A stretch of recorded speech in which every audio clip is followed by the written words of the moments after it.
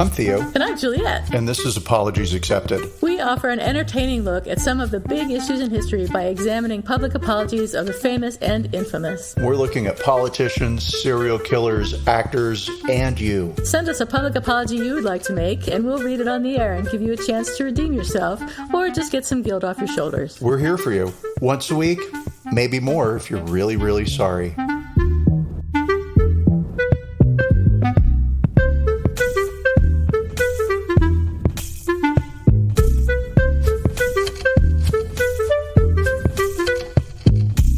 Hi, everybody.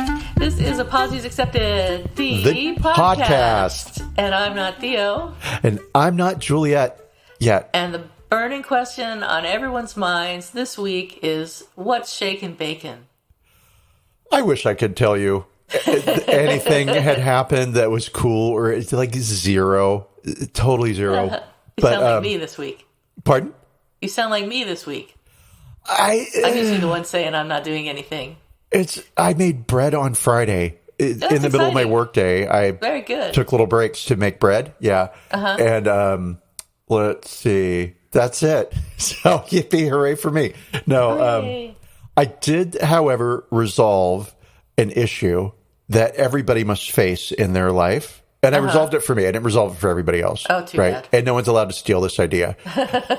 I was talking to a friend about burial plots through Long Complicated Story, which I shared with you pre-show. It's a secret, everybody. You can't know. And the question kind of came up, like, what do you want to do with your remains after you die? Where do you want to be buried? Where do you want to be sprinkled? How do you want blah, blah, blah, blah, blah? Right. And, like, I've got some answers and whatever. I've thought about it, but I haven't really thought about it because the burial's not for me. I will be dead. The burial will be for the people who are around me, and yippee. So last night when I was talking with James, it came up and he said, you probably want to be turned into a statue and handed out like a Pulitzer Prize. And that's exactly what I want now. I want my ashes. Is it possible? To be, well, yes, here's how it will go, right? My ashes will be mixed in with molten gold. Lots of it. Wow. And then these little statues will be made. Yeah. Right? And this is for other people to worry about. How does it happen? How it gets done. Yeah. How it gets paid for. Yeah, sure. And who is noble enough to receive a Theo?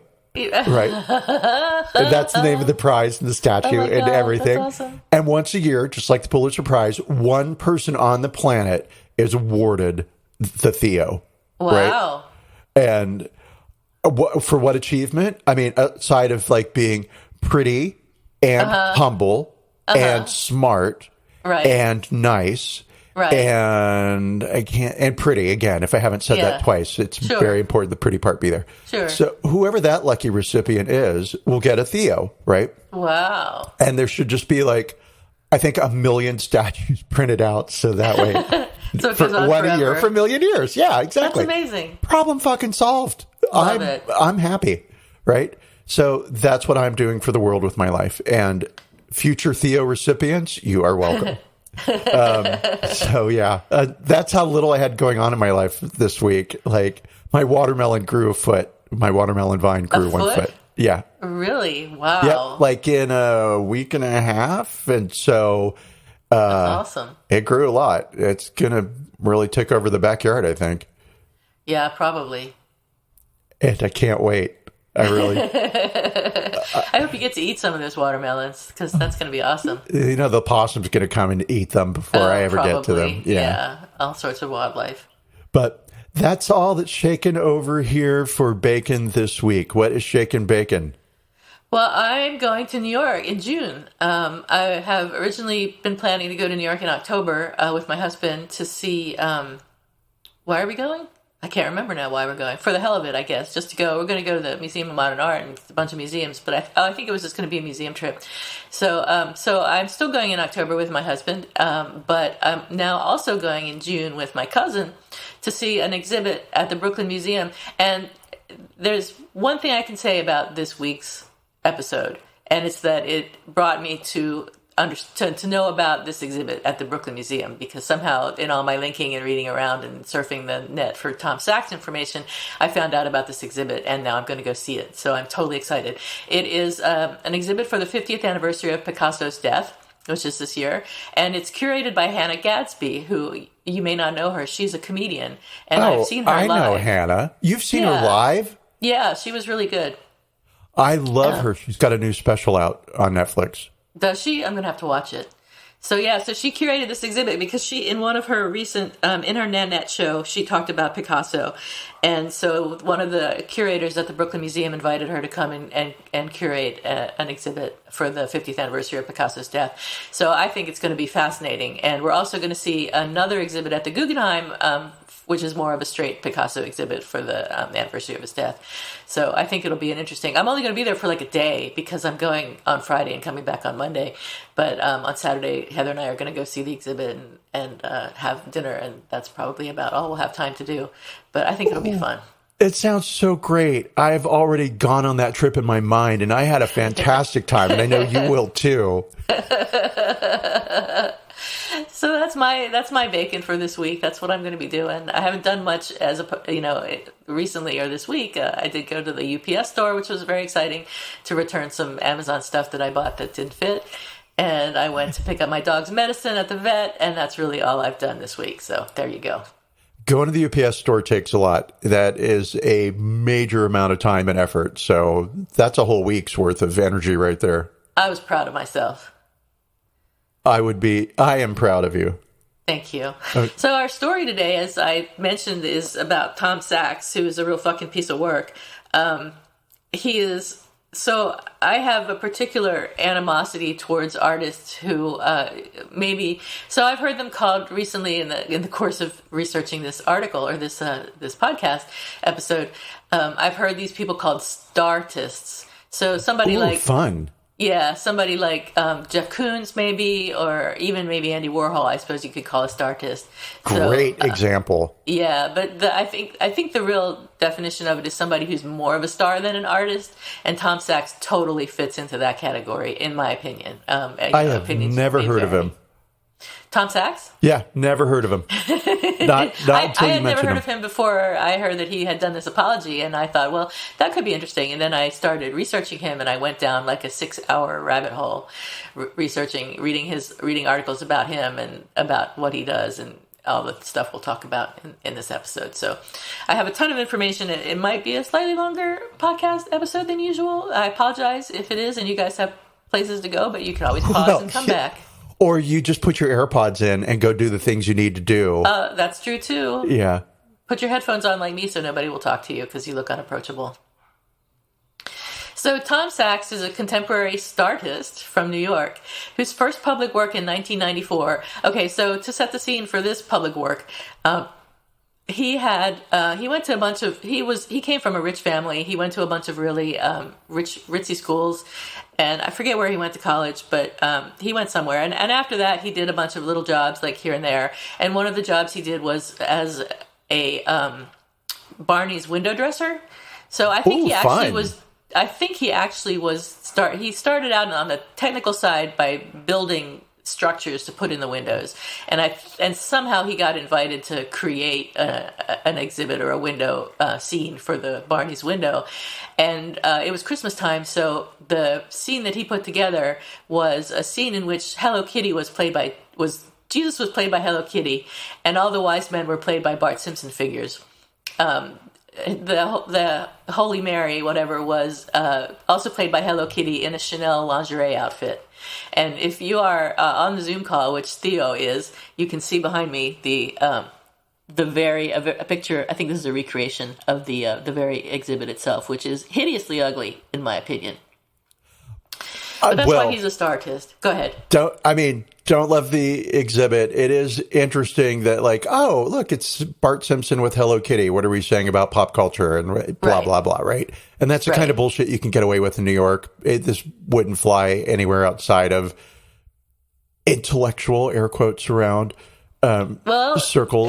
it's funny you should say that because, well, first I want to note that you can't see it in the picture, but instead of a star over the manger, there is a McDonald's logo.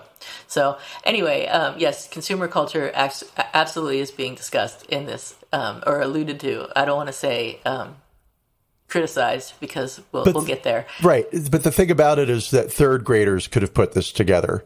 Oh yeah. Yeah. And I say that, I think I often think that about art, like I could have done that. And then of course the response is, but you didn't. So, true, Fair. I didn't. And I'm kind of proud that I didn't. Thank you. I did because I knew it was stupid. So, Catholic organizations were understandably infuriated and the window was taken down and the CEO or whatever took Are you blame. fucking kidding? No, it's true. It's true. And Sachs' interest in consumerism and branding continued. He did things like he took representations of contemporary objects like guns and hand grenades and wrapped them in high fashion packaging like from Hermes or Tiffany. He also created items like a McDonald's Happy Meal covered in the Prada logo, a Chanel guillotine, and a Prada toilet.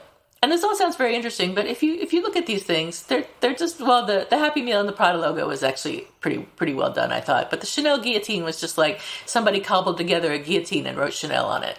So I wasn't all that impressed with that. And a Prada toilet, I mean, don't even ask me about that one. Tell me about the Prada toilet. What is it? No, I'm totally kidding. A gallery owner was arrested in 1999 when she hosted one of Sachs' works, which was an Alvar Aalto vase containing live ammunition, which customers were invited to take. So he's not very smart. Yeah. The look on my face, which no one can see, it's perfect for radio. Yeah. Are you fucking kidding me? Nope. All right, that's great. I mean, why not have a baby? Legal? I guess it's not legal, and that's why the gallery owner was arrested. I mean, I'm just going to say dumb. Dumb. Totally. You're lucky nobody used one of those bullets to murder somebody else. Yeah. I wonder if it got as far as people actually taking the ammunition. So anyway, around this time, Sachs developed an interest, which was still continues, a long-abiding interest in the space program. And his exhibit called Sony Outsider in 1998 opened at Site Santa Fe in New Mexico. This was a sculpture that was on the outside of a full-scale model of the atomic bomb that was dropped on Nagasaki. And inside was a capsule hotel-like room upholstered Sony style in white leather. On Saturdays, it was supposed to be inhabited by a young Asian woman, or as the artist statement said, a teenage Japanese sex kitten. Raised eyebrows do not even. Absolutely. Yeah, keep going. Yeah, this was a branching out in Sachs' production methods from handmade art into outsourced fabrication. So he had it made by others in a factory, I guess. He called it a huge failure himself because of its expense, but also because critics noted that it looked and was machine-made. So as a result of this criticism, Sachs moved into the creation of bricolage, which, according to Sachs, a bricoleur is one who hobbles together functional contraptions out of already given or collected materials, which he retools and resignifies into new objects with novel uses. This was a way for Sachs to make his work more identifiable as his own rather than mere copies of existing items. He commented at the time, and this is interesting for some things we'll be talking about in a few minutes. He said, "We have our system of making things out of certain materials and of showing the scars of our labor and the history of our efforts. We have your way, my way, and the right way, and I must insist everything is done my way, even if it takes longer." So that might give you a little bit of an idea of the character of this man, but we'll flesh that out a little bit as we go. Okay, because so far, all right, that me too. I'm that way sometimes. Well, yeah, sure. I mean, yeah.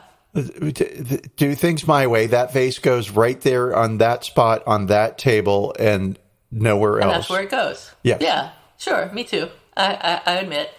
In a 2002 collaboration with the Jewish Museum, Sachs, who is Jewish, made a pop-up concentration camp out of a Prada hat box, telling the New York Times Magazine that fashion was similar to fascism because it was about the, quote, loss of identity. So he's not very smart. They both start with F. They sound similar. Yeah. He's not very smart, in my opinion. I did not see I meant to look up a picture of that concentration camp out of the Prada hat box. But one, I didn't want to see it really, and two, I didn't want to see it, so I didn't look it up. Then in 2007, continuation of his interest in the space program, he built a one-to-one model of the Apollo lunar module, also a mission control with 29 closed-circuit video monitors, and he put 2 female astronauts in handmade Tyvek spacesuits. The lunar excursion model was built full-scale, but had many modifications, including a fully stocked bar and a library. And I believe they actually sort of played out the lunar landing. And after their first step, they used his handmade shotguns, which actually worked, to, quote, patrol the surface before planting a flag and taking rock samples by drilling into the gallery floor. He continues work on Space Program 2.0 Mars, which is currently exhibited in Germany. That's a lot of work. It is a lot of work. He has been making these, like, sort of not fake guns, but real guns that work. He's been making them for a long time. Like when he was younger, he and his I guess students or whatever would make a bunch of fake guns and take them to the New York, the gun turn-in. You know, what do they call those things? Oh, collection. We get money for your guns. Take the guns, money for your guns, and get like $300 for these things that they had made. So that's I don't know if they kind of considered that art or just questionable bullshit to get money. In 2008 and 2009, Sachs' bronze collection was shown in Aspen, Colorado, and at the Trocadero in Paris. This collection featured large white bronze casts of foam core Hello Kitty and Miffy foam core sculptures, unpainted casts of battery towers, a skateboarding half-pipe, and Le Corbusier's lamps were also shown. So here he is again, making recreations of things that already exist. And I presume that the bricolage makes it his own, although I have not seen these exhibits to see how identifiably Sachs they are. I have my doubts. And now we get into a little bit more about how he treats people and his own character. In a 2010 film used for training prospective workers in his studio, and that was also required viewing for people who visited the studio, including journalists, his workers were trained to adhere to a strict set of codes or systems. In the film, Sachs compares himself to the tyrannical Sergeant Hartman from Full Metal Jacket, narrating how Hartman teaches his lieutenants to adhere to the system of production already in place over a clip of the movie. He said, arbitrary decision-making and personal inventiveness are discouraged. And this is pointed at people who are going to work for him. So he's saying, don't make decisions and don't be inventive. You're working in the art field, but don't be creative. In a follow-up video, he even displays his temper by throwing a typewriter through a wall into a room where it hits someone. Detailed manuals are also provided to new hires, which contain a poem including the line, "Happiness lies in reading Tom's moods." Sachs said in an interview with GQ that, quote, "This place is a cult, and I mean that in the scariest, most Manson family kind of way, in that we're totally committed to this way of life." So he hands out these studio manuals to his staff upon employment, and they include guidelines such as avoiding things that make Tom mad, or how to pay a fine to a shrine called Leatherface, which is modeled after the serial killer from the Texas Chainsaw Massacre, if they make any mistakes. That's kind of amusing, but kind of weird. We've created a world that's all about us, and it's everything us, right? And on one hand, I get you work for me. I'm the artist. My art does not need your artistic improvements. So it puts the lotion in the basket. That's your job. You just, you do what you're told, and that's it. I get that, right? There are different ways to communicate that message where it might be nicer, but I suppose it's not unreasonable to expect that if you're an artist hiring people to work on your art, you want it done the way you want it done because it's your art. But yes, making videos and manuals and that's where it starts to get extreme. Right. I love that people had to watch the video. To like come visit the studio. Hi, Tom. I'd love to meet with you Monday. Oh, great. Please watch this video first. Yeah, exactly. And this was like in 2000 something, and I don't know if Did we have YouTube in 2000 something? I guess we did. Probably. So they didn't have to get sent it, or they didn't have to sit there. I'm just imagining like a journalist coming to interview him and saying, "Here, sit down in front of this VCR and watch this video that I made before I'll talk to you." So let's see. So he has described himself in the past as proudly Jewish. At the same time, he had a first aid kit in the studio's kitchen that was deliberately manipulated to resemble a swastika in what he called an attempt to subvert and reclaim this painful part of Jewish history. Please. Right? However, he frequently called his office the Eagle's Nest, which referred to Hitler's Kelstein house. So he's questionable. And women also had kind of a hard time with Tom Sachs, or have kind of a hard time with Tom Sachs. Several women who previously worked at the studio reported that he openly spoke about the porn he watched and the type of women that he's into, even attending Zoom meetings with Nike in just his underwear. And I read that one of the women that was working on that Nike collaboration asked to be taken off of it because of that, because of the time that he was in the Zoom meeting with his in his underwear. In his underwear? Yes. Employees have also described being required to go through pictures on Sachs' computers, which include nude photos of himself and his wife, Sarah Hoover. And there was vintage porn on the studio walls, and the storage room in the basement was called the rape room until Sachs changed it to the consent room in 2016. And all I have to say to that is fuck you, Tom Sachs. I mean, I'll say this, right? We've both worked retail. Yeah. And in retail, your little group of coworkers, you have your inside jokes, and you know, it's not so much that you become a cult or whatever, but there's a group cohesion thing happening, right? Yeah. And so I do get calling different rooms different things, and Sure. I can even see where I might have not. I probably would have called a basement something like that, right? Really? The murder house or the rape room, right? Maybe. So, but it is in poor taste. I get that the one article that I read to prepare for this, I get that was, he opened a studio in a really challenging part of New York, and I want to say it was Soho in the 90s, but I'm not sure which area now, and that it was just such a crime-ridden area, and the basement was dark and scary. I don't think rape room would probably have been the first thing that came to mind for me. No. The dungeon or whatever, maybe. Yeah. So poor choice of words, but I do get that environment, and I do get that kind of mindset. So, but you know, the thing is, it's not just the one thing, right? It's all of the one things combined. Exactly. It's the context of the thing. Yeah, and so it's funny that you mentioned the sort of group cohesiveness that comes when you work together, because he seems to have taken it to somewhat of an extreme. One studio assistant remembers traveling with him to an exhibition overseas where in front of a group of gallerists, he said to her, "This is a cult. If you want to leave, we don't want you. There's 1 million of you." And once, after he was annoyed on a Zoom call, he yelled, "I don't care if she dies. There's 1 million of her and only one of me." I mean, somebody's just been believing too much of his own press. Yeah. You know? Yeah. I mean, and what has he done? I mean, what has he done that's so great? I don't see it. Well, apparently Nike saw it because they're in collaboration with him. Not right? anymore. Oh, okay. That's news to me. Yeah. In 2013, he exhibited a piece called Barbie Slave Ship at the Biennale de Lyon, laying naked white Barbies in a model slave ship with pink flags. So there's so many ways that is a bad idea. I won't go into any of them, but you just take my word for it if you don't already know. That is a bad idea, and I think that piece is still out there somewhere.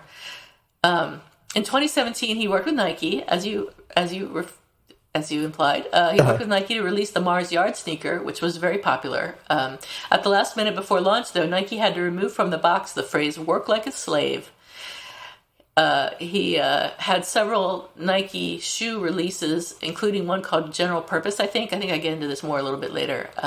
But they had all been quite popular, and I think some of them are now, like the original Mars Yard sneaker, you can get for like between $10,000 and $40,000. What? So they're collectible now. Why? You got me, man. I don't understand the whole sneaker world. Me either, but 40,000, even 10,000, 1,000 for sneakers is too many monies. Too many monies. Yeah, too many monies. Yeah, I think 200 for sneakers is too many monies. But even if it is, Tom Sachs, wow.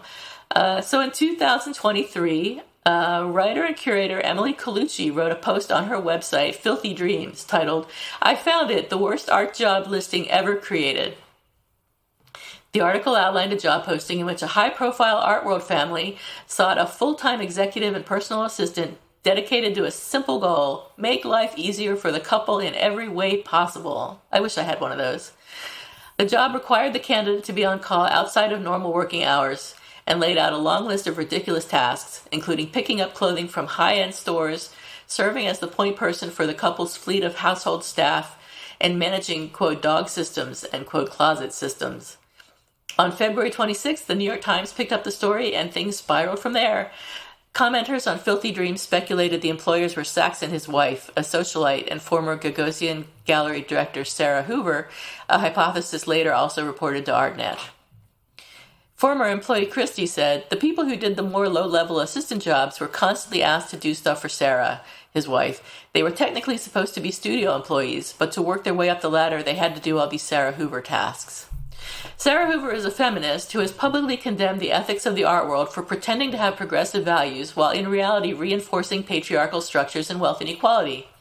She has written articles about the difficulties of motherhood, having suffered from postpartum depression. A book seems to be in the works, or has seemed to be in the works for some time now, about, according to her website, her experience with pregnancy, motherhood, the art world, and the oppressive aspects of patriarchy. Sarah Hoover has taught a course on art and feminism at Barnard called Art History of the Exploited Feminist Self. She has nannies, a housekeeper, and a private chef, along with possibly the previously mentioned assistant. I could talk about her for a while, too, but... I mean, I'm jealous, okay? Yeah, I want to be a wealthy socialite who gets to talk about how hard life is. Yeah. And her Instagram is her at all these parties wearing all these amazing dresses and being with all these famous people, and it's really something. It's something to see. So for her, it is interesting for her to participate in that world at the same time as she is basically oppressing other people who work for her husband. So the fact that she doesn't recognize that is really interesting. Or she doesn't care. She recognizes it, but she benefits from it. And so, great. But why be a feminist then? Why say you're a feminist if that's what you're going to do? I don't think that... Maybe she thinks feminism has something in it for her. I mean, I suppose it does. And, if you can be blind to the contradictions in your life, there are some ways you can get more by trying to be a feminist.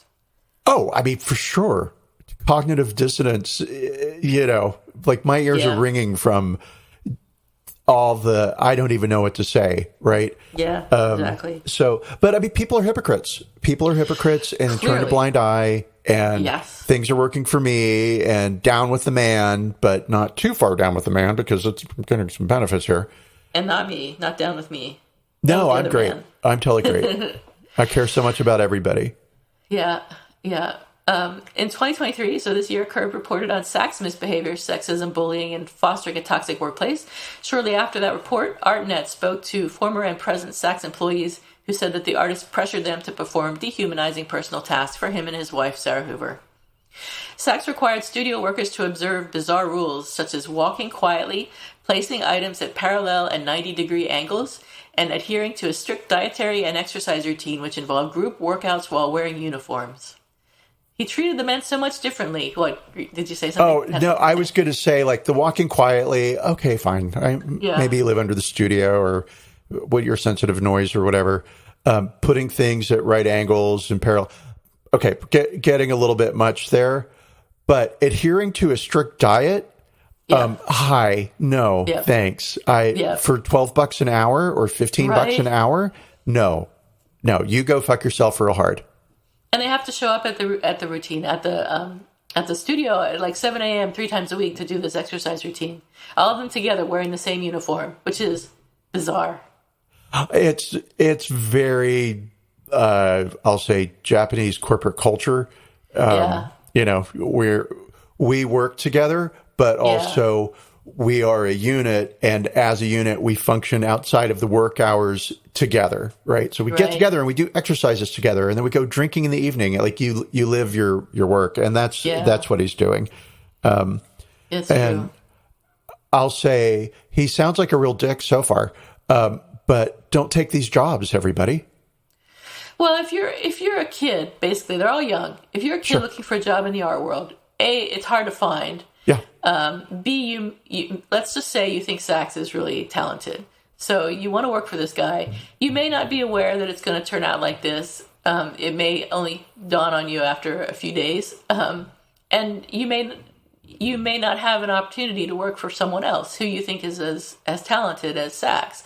So I'm not saying, that's a good reason to keep the job, but I can see why people would want to keep the job under their circumstances. I totally see why people would take this sort of a job, even knowing all of this, right? Mm-hmm. You'll make connections, you'll meet people through him that you wouldn't ordinarily have an opportunity to meet. Maybe one of those connections is going to look at you and be like, you're a star, right? And make you the famous, wonderful person that you were always born to be.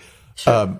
Great. And that system also exists in Hollywood, and it exists in the fashion world. And it exists in publishing, and it probably exists. I don't know. I'll bet you. Everywhere. I was going to say name the dumbest thing, and then I was like, horse breeding, but that's not necessarily the dumbest thing, right? But like, does it exist in retail? Maybe.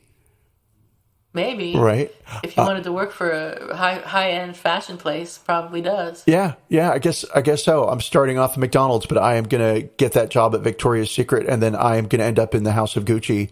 Right. Bringing that registered, making that change. Yeah, getting that employee discount. Well. Yeah. Let's not go crazy. So let's see. A past employee told Hyperallergic that Sachs treated the men so much differently. The men had the potential to be his protégés. He didn't view the women that way. And Curb described a system of favoritism in which Sachs gave his preferred employees expensive gifts and free things to the ones that weren't so preferred, and constantly reminded his workers that they were replaceable. So Nike's gotten wind of all this and seems to be distancing themselves from Sachs, recently saying that they were not currently working with the artist or his studio, despite earlier reports of new Mars Yard 3.0 sneakers and new colorways of the popular general-purpose shoe that were supposed to come out sometime this year. Past workers told Hyperallergic about how difficult it was to quit. It is like a true cult in that they make it really hard to leave, they said, citing manipulation and threats. One former studio manager told Curb, "It's almost as if he goes out of his way to sow discomfort and pawns it off as if he's a genius. It's like a ruse. So many people out there know that he's cruel, but the art world is tiny and no one gives a shit." Tom Sachs' studio has denied all negative reports. I'll say the problem when you earn a lot of money, or you earn any money and recognition for something as forgettable as art, and sorry, Da Vinci, right? Sorry, Van Gogh. I know, right? But like, you will, that can be taken away from you in a hot second. The public mood shifts 1 millimeter to another direction, and nobody remembers your sneakers, whatever. So I get the anxiety around that. I can see the desperation around that as well. But I start to fall down at the dickishness. But again, Hollywood, the art world, press. People are the same everywhere. Yeah. They're gonna treat you like shit when they have an opportunity. Not at my company. Not at your company, of course. But other companies, definitely. Yes. So that's what I've got, and I think that's all we've got. Except, should we move on to the apology? Let's move on to the apology. I knew nothing about Tom Sachs. You sent me a text and you were like, "Hey, this guy," and I was like, "Wow, yeah, that does seem kind of problematic." But then kind of also, not that I was on the fence, but then I was kind of on the fence, because it was like, well, I can understand where he's coming from, right? I'm insecure because of the art world. Things are fickle. I listened to one podcast from one ex-employee who talked about just how, mean he was. But the stuff that she was saying, it was like, it doesn't sound that mean to me, right? It sounds very normalish for that world. If you're hired as somebody's personal assistant in Hollywood, they are going to shit on you all day long. You were going to have that job for 1 year and you're going to quit screaming because that's what happens to everybody. And they're never going to read your fucking script. They're never going to cast you in a movie. There'll be all these it's never going to happen, right? And you won't get a reference. Yeah. Yeah. And then you won't get a reference and they'll badmouth you all over town. Yeah, she ruined my leotards. Horrible.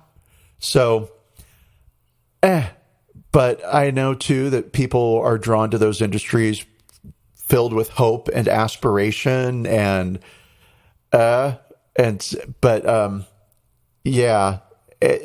but then the more that I hear about Tom Sachs, the more I'm just like, oh, it kind of gets worse and worse and worse. And then it snowballs. It's a little bit of like, well, that's not so bad. Okay. That's expected. All right. Oh, wow. This is pretty nonstop with you. It's very it's the art world Nexium. Yeah. So kind of. let's hear. I'm sorry you all don't understand me. Yeah, exactly. Let's hear. So after Nike announced that it would not move forward with his lucrative sneaker deal, the artist Tom Sachs apologized in a statement to the New York Times for his treatment of former staff members in his studio.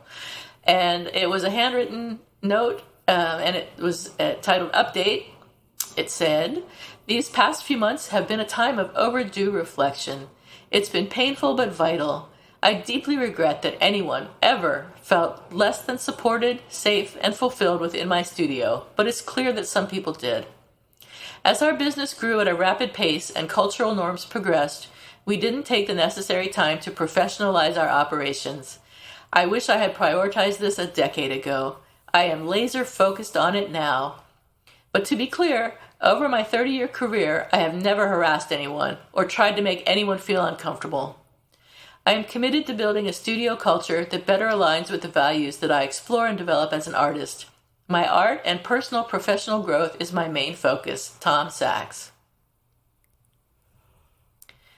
What do you think? Okay. All right. So it does some work and that's great, but it's too little too late for me. Yeah. Tom, I still don't know who you are. So good for you. This only comes about because the world has pointed at him and said, you're bad and you're not living up to the values that you profess. And just taking one look at a photograph of him and his wife, it's very easy to see like, oh, you are a New York art couple. You're rich. You live in your own world. And you have no idea about reality at all.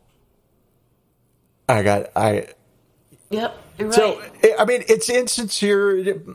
And this is one of those, I give it a 2. That's fair. It only came about because the Nike deal fell through. Exactly. Because he's, see you next Tuesday. And... so it's disingenuous. Let's see what happens, Tom. Let's see what happens to your culture. Yeah, let's see how it changes. Let's see what changes you make. Yeah. So I looked at this from the aspect of our criteria. Was there an expression of regret? Yes, he says, I deeply regret. Okay, good. Good job, Tom. Was there an explanation of what went wrong? Well, sort of. He said, we didn't keep up with cultural norms, which is a cop-out. Right. The culture changed. Right. We just didn't keep up. Yeah, bullshit. Acknowledgement of responsibility, big old no. Declaration of repentance, no. Offer of repair, no. They didn't say they were going to do anything at all to help the people that they've harmed or change how they were going to change. And there was no request for forgiveness. So I actually give this a 1 out of 10. But he is really sorry, and that's the point, right? This has impacted him. Right. You're not thinking about him and his needs and how sorry he is. So it should be a 10. I wonder if the people in his studio got yelled at for this whole thing. Well, they signed NDAs now. They can't. I know they can't talk about it. Yeah, openly. The woman that worked for him in 2008 to 2009, she did not sign an NDA. She was interviewed on some podcast that was called like Artworld, and it definitely is like from the art world, right? And that probably doesn't make a lot of sense for listeners who don't think about the art world, but imagine the most boring PBS special you have ever seen in your life. And for our international listeners, imagine the most boring BBC, intellectually stuffy, I don't even know what to say, right? And times that times 10. But it's only talking about the intrinsic values that I had such a hard time listening to it. Regardless, the woman worked there for a year. That's the point of it, not how much I hate art podcasts. And she was like, all the things we just said. I took this job. I didn't know who he was, but I was an art history major, and finding a job in the art world was really hard. And I was not told that I had to work 24/7, but I would get a text message at 2:00 in the morning. And when I heard that, I was like,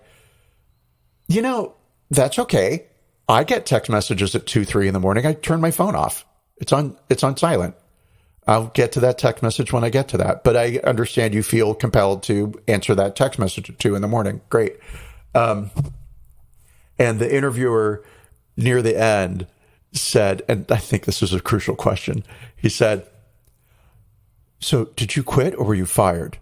And it's like, yeah, were you fired, lady? Because maybe you have an axe to grind. Because again, everything she said sounded like that's normal assistant stuff in this horrible world of the art world and or horrible world in Hollywood, right? And she said, I quit and I didn't sign an NDA. And it's like, yeah, but also I'm not hearing a lot from you that sounds like, oh my God, that's outrageous. It wasn't until I started reading the articles and saw a little bit more. And for me, it's just the hypocrisy. Yeah. That's really what it is. Absolutely. It's painful. Painful to see. And I'm curious to see. So she has a book coming out. I mentioned Sarah Hoover has a book coming out about motherhood and how motherhood is hard on women and all that sort of thing. And a TV series based on the book. A TV series supposedly based on it. I've been reading. That's been in the works for years now, so I don't know whether any of that's ever actually going to come out. But she did write an article in Vogue, I think it was, about her experience being a mother and her postpartum depression. And it was really well written, and it was, I would have been completely taken in if I hadn't read all this other stuff about her. So I think she really has a blind spot for her own behavior.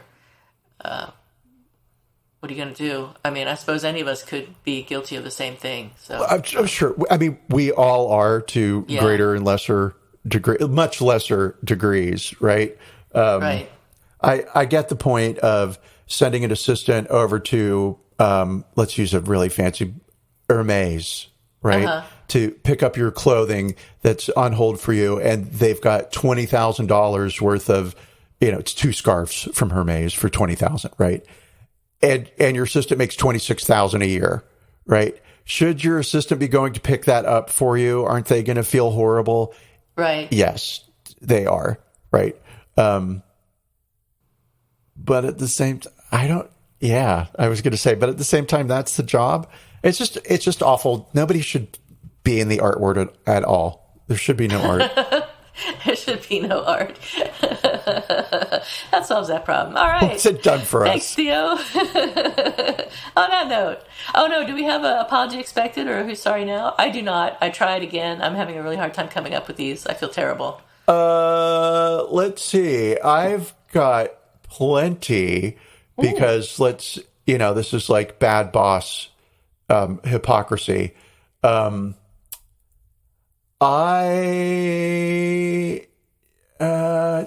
Did I ever get I worked in a bookstore when I was like in my early 20s when I first moved to LA, and it was called Dodd's in Long Beach, and it has been closed for a very, very, very long time.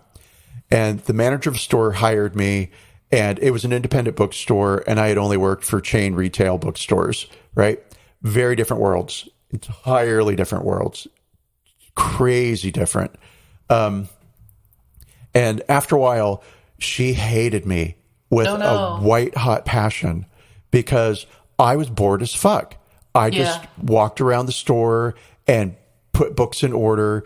I was used to shelving carts of books a day, right? Yeah. And here I might have to put 5 books away for the whole 8-hour shift. Wow. It was really just like stand around behind the cash register and wait for somebody to come up with a book and then sell them the book. And not what I was used to at all. And I'm sure that like I probably didn't help things by, I don't know what I did, but I did something to let people know this is boring and it's beneath me. Right. Anyway, so she hated me so much, and I knew she wanted to fire me.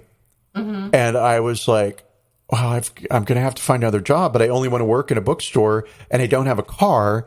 So I need a bookstore that's like off of a bus route and blah, blah, blah, blah. Could I have gotten a job somewhere else? Maybe, probably, sure. Yeah. But whatever. I was stuck in my own little art world, if you will. And so I woke up one morning and I felt terrible. And I noticed I had spots coming out all over me. And so I called in, and it was like, I don't know, 7:30 in the morning, and she was at work. She was always at work. And I said, hey, I can't come in today. I don't feel well. And I've got these spots coming out on me. And she said something along the lines of, I knew that you were a useless employee and awful. And of course you're sick. Have a good day. Right. And so I was really mad, and I went down to the bookstore like 30 minutes later, and I stood in front of her in the back room, and I took my shirt off so that she could see the spots all over my body. Wow. Right? And while I was standing there, I broke out in fresh spots. Right? Wow. And I said, I am down here to show you that I am actually sick. Wow. And this is not normal. I don't know what it is. I'm going to have to go to the doctor. I don't think I had health insurance. Right. Wow. And so whatever for all that drama. Right. And she said, you're right. I didn't think you were sick, and I was wrong, but I don't think you should work here anymore. And I was like, I don't work here anymore. That's why I'm down here, to let you know that I am sick and I'm not going to work for somebody who doesn't believe me when I tell them something about me, right? So then I went to the doctor, and the doctor was like, oh, you've got chickenpox. And oh my God. I was like, I'm 21. How do I have chickenpox? And he was like, you just probably were never exposed as a child. I don't know what to tell you, but it's chickenpox. And so then, because I'm so caring, right, I was like, oh, fuck, I have chickenpox. They're highly contagious. So I called down to the store to let the staff know, like, hey, I've got chickenpox. I don't work there anymore, but you guys, if you get sick, you'll have chickenpox. Yeah. And the manager answered the phone. And so I said, hey, listen, I've been to the free clinic. I saw the doctor. I have chickenpox. And she said, oh no, that's terrible. That means everybody on staff will have chickenpox. And then I was like, no, everybody on staff probably had chickenpox when they were 5 or 6. I didn't. It's highly unusual. And she was like, I can't believe you brought chickenpox into the store. And I was like, I probably caught them in your store, lady. Who do you think I'm hanging around with kids during the day when I'm in my private? No. Anyway, so I'm owed an apology. You are? Yes. I will never get it. And it's fine. Right. And And how sad that my story is like, I wanted to work at a bookstore so bad that I put up with all kinds of bullshit to do that. And other people get to hold $20,000 Hermès shopping bags. Well, it's very on theme. So thank you. You're welcome. And so that's all I got. That's a good story. Thank you very much. I appreciate it. And we will now say goodbye to our lovely listeners. Thank you all very much for listening this week, as always. And stay cool, cucumbers, and don't trip potato chips. And bye-bye, don't cry. I'm going to take that, own it, and love it. See you later. Bye, everyone.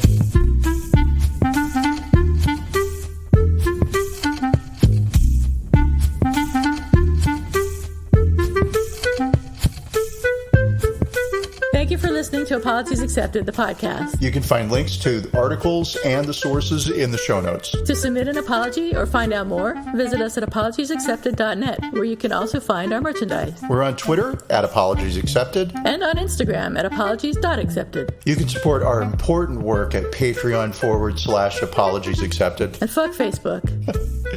Bye. Bye.